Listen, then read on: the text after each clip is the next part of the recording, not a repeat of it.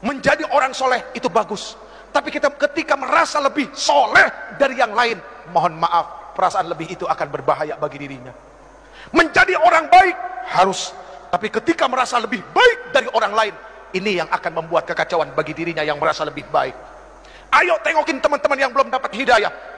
Umur di tangan Allah, kesempatan di tangan Allah. Jibril alaihissalam turun kepada Rasul mengabarkan, siapapun orang yang berbuat maksiat seumur hidupnya dan dia adalah umatmu, 1 tahun sebelum meninggal dia minta ampun kepada Allah, Allah akan ampuni semuanya. Rasulullah bilang apa? Aduh malaikat Jibril, kelamaan. Balik kepada Allah. Rasulullah tahu kualitas umatnya.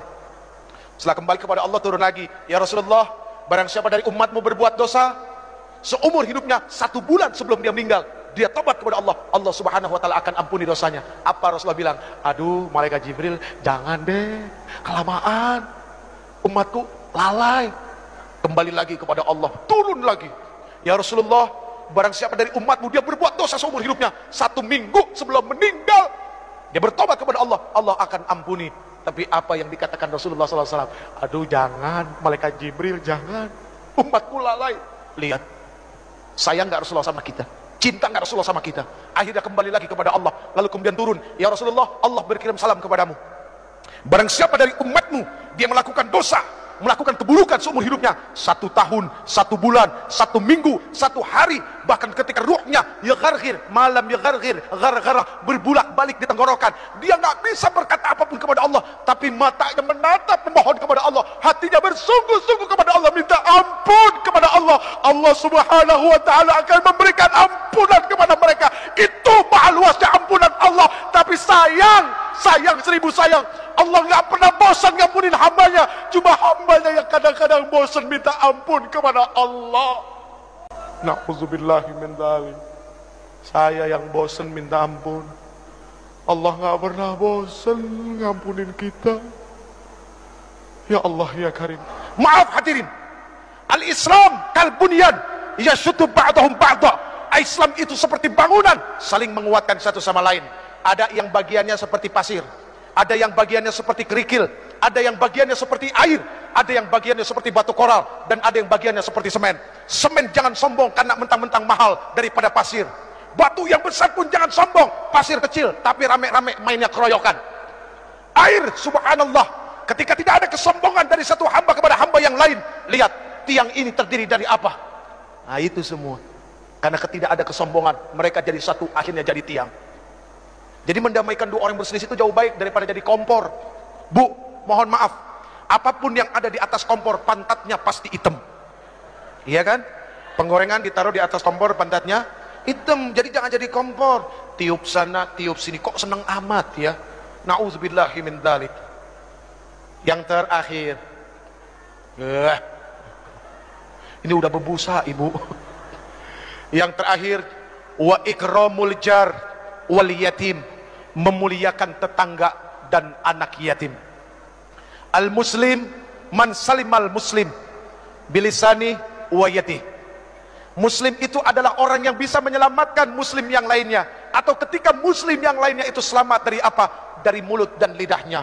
Kecintaannya kepada tetangga, rasa kasih sayangnya kepada orang-orang fakir, itu sangat luar biasa. Maaf, mohon maaf, jangan tersinggung. Yang kaya tolong engkau ingat, tidak akan pernah ada kalimat kaya kalau tidak ada miskin. Artinya apa? Kenapa engkau disebut orang kaya? Karena ada orang miskin, makanya engkau disebut orang kaya. Coba kalau semuanya orang punya harta, apa disebut orang kaya? Enggak, semuanya sama. Adanya kaya kan ada yang miskin. Ya udah ya. Wa ikramul jar wal yatim, memuliakan tetangga dan anak yatim. Ini bukti bahwa dia adalah muslim sejati. Friend, pegang yang 7 friend. 7 itu bermakna adalah Al-Fatihah, As-Sab'ul Masani, 7 ayat yang berulang-ulang. 7 itu berarti adalah hari dari Jumat sampai Kamis. 7 itu berarti adalah lapis langit. 7 itu berarti adalah lapis bumi. 7 itu berarti adalah 7 benua. Dan 7 itu berarti adalah 7 keajaiban dunia. Tawaf berputar 7 kali, sa'i berbolak-balik 7 kali, dan ada 7 kerikil lontaran jumrah. Pegang yang 7, artinya baca Fatihah sebanyak-banyaknya, karena Allah subhanahu wa ta'ala tidak akan pernah menggantikan Al-Fatihah dengan surat apapun di dalam salat. Bahkan la salat liman lam yaqra'u bi Fatihatil Quran, tidak akan dikatakan orang itu salat kalau dia tidak membaca Al-Fatihah. Genggam Fatihah, baca laqad ja'akum. Insya Allah setiap keluar rumah harus yakin Allah bersama kita. Segala apapun keburukan tidak akan pernah menimpa bangsa ini. Baik hadirin yang dimuliakan Allah, mari kita baca Ummul Quran suratul Fatihah. Yang pertama, untuk para orang tua kita yang telah melahirkan kita, yang telah begitu besar pengorbanannya kepada kita, hartanya, jiwa raganya, semuanya untuk kita, anak-anaknya yang masih hidup. Semoga Allah Subhanahu wa taala berikan kesehatan lahir batin buat mereka, amin. Semoga Allah Subhanahu wa taala mudahkan segala urusan yang akan menyusahkan mereka, dan semoga Allah Subhanahu wa taala menghalalkan rezekinya. Itu yang paling penting, bukan membanyakkan rezeki tapi dari yang haram, tapi menghalalkan rezeki biarpun itu sedikit dan berkahnya, subhanallah. Lalu untuk para alim ulama, guru-guru kita, ya, ketua MUI kita juga yang katanya masih sakit, setahun yang lalu kena stroke. Semua guru-guru kita dari TK sampai SMA, dosen-dosen kita, ya, guru-guru kursus, siapapun yang pernah memberikan ilmunya kepada kita, semoga Allah Subhanahu wa taala tentamkan perut mereka, ya, Allah tenangkan hati mereka, dan mereka menjadi orang-orang yang istiqamah dan orang-orang yang begitu sangat mulia di sisi Allah. Kemudian untuk para pemimpin kita yang sudah begitu dahsyat menanggung amanah di pundak mereka, ayo kita bantu ringankan pundak mereka, ya. Semoga Allah Subhanahu wa taala terus senantiasa memberikan taufik, hidayah dan inayahnya kepada para pemimpin kita, amin ya rabbal alamin.